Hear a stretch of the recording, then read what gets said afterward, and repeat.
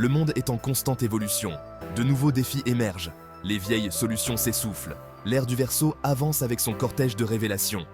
Comme le disait le professeur Diabaté, inventeur de la science indicamétrie, tout ce qui est caché doit être révélé, et tout ce qui est révélé doit servir à bâtir pour le bonheur de l'humanité. Fin de citation.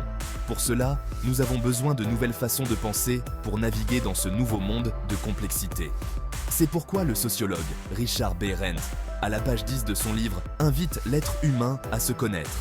Nous avons besoin aujourd'hui plus que jamais de nous comprendre nous-mêmes en notre qualité d'être humain. Se comprendre soi-même est capital pour son développement personnel.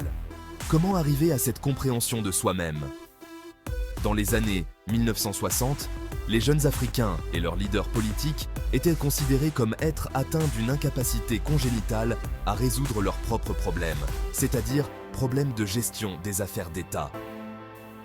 Face à ces déclarations et accusations de certains penseurs, le professeur Diabaté a pensé une nouvelle approche du développement, et plus spécifiquement du développement personnel. Il a alors ouvert un champ de recherche baptisé « Capacité et développement », dont le fruit sera la découverte de l'énergie capacitaire.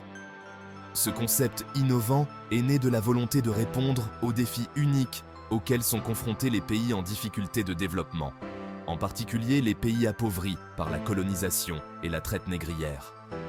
Dès les indépendances de ces pays, le professeur Diabaté était convaincu que les modèles de développement occidentaux imposés étaient inadaptés au contexte africain. Le résultat est clair, malgré l'application des différents modèles de développement proposés, combien de pays africains ont connu le véritable développement jusqu'à nos jours? Le constat est que ces modèles de développement ne tiennent souvent pas compte des contextes culturels, sociaux et économiques spécifiques des différentes régions.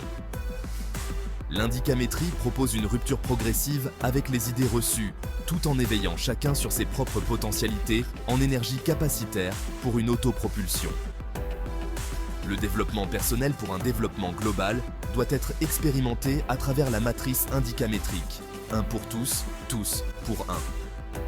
Le souci majeur du professeur Mustapha Diabat, en inventant l'indicamétrie dans les années 60, était de faire connaître aux dirigeants du monde en général, et d'Afrique en particulier, qu'il est possible de mettre au point une autre stratégie de développement plus opérationnelle que celle en cours. En somme, de donner aux nations les moyens de tracer leur propre voie de développement.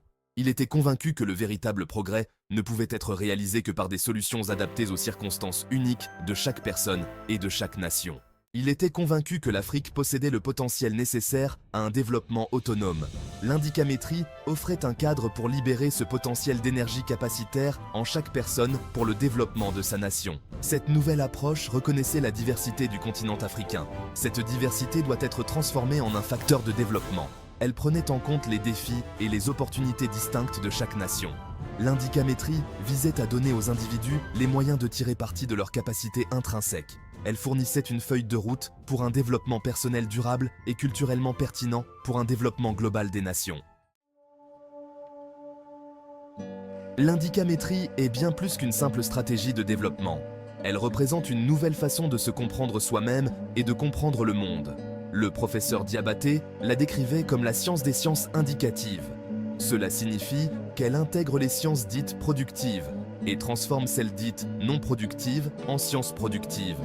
Elle vise à créer une vision holistique de la réalité. En combinant les connaissances de l'économie, de la sociologie, de l'anthropologie et d'autres domaines, l'indicamétrie offre une compréhension globale des problèmes complexes en identifiant, mesurant et quantifiant le visible et l'invisible des phénomènes.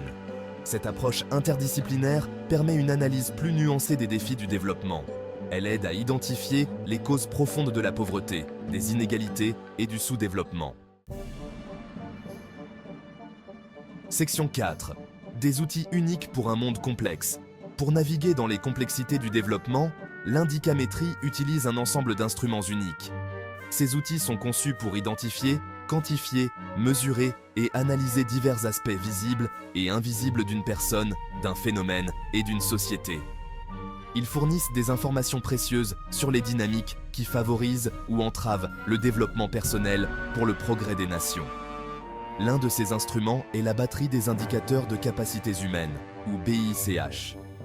Cet outil mesure les énergies capacitaires humaines présentes en un individu pour son développement personnel et pour le développement de sa nation. Un autre outil important est le baromètre du développement endogène. Cet instrument évalue la mesure dans laquelle le développement d'une nation est tiré par ses propres ressources et ses énergies capacitaires intrinsèques. Ce ne sont là que deux exemples des outils innovants utilisés en indicamétrie. Ils témoignent de la volonté de comprendre les nuances du développement dans des contextes spécifiques. Section 5. Modéliser un avenir meilleur. L'objectif ultime de l'indicamétrie est de mettre en place la modélisation globale par développement capacitaire, ou MGDC. Ce modèle vise à responsabiliser toutes les nations à travers ces humanicap ou humains capables.